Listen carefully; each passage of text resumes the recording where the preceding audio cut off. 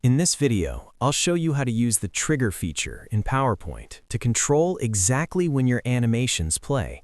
This is a powerful tool that adds interactivity and makes your presentation more engaging. Let's walk through it step by step. Begin by launching Microsoft PowerPoint on your computer. Open the presentation. Once you have the presentation ready, move on to the specific object that contains the animation you wish to customize with a trigger. This could be any element in your slide, such as an image, a shape, or a piece of text that already has an animation effect applied.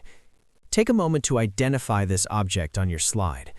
The animation you have previously set up will soon be linked to an interactive action, so ensure the object is something you want to control with a trigger. With the targeted object selected, direct your attention to the top menu bar and locate the Animations tab. This tab houses all the animation controls and options available in PowerPoint, and it is crucial for accessing more detailed animation settings. Click on the Animations tab to reveal a set of commands that manage how animations are played, along with several customization options that make your presentation come alive. Within the Animations menu, look for the option labeled Trigger. Clicking on the Trigger button will open up a submenu filled with choices. This is where you set the conditions that will define how your animation behaves during the presentation. By using a trigger, you gain precise control, allowing the animation to commence only when you signal for it to start, rather than playing automatically.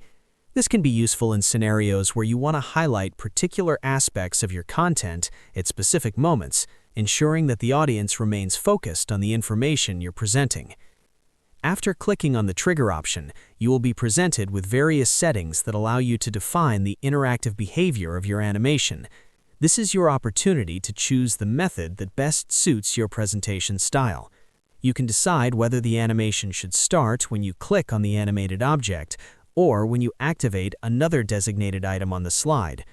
Taking the time to explore these options will enable you to create a more dynamic and engaging experience for your audience.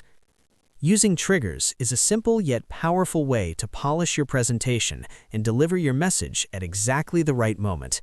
If you found this tutorial helpful, don't forget to like the video and subscribe for more PowerPoint tips and step-by-step guides. Thanks for watching, and I'll see you in the next video.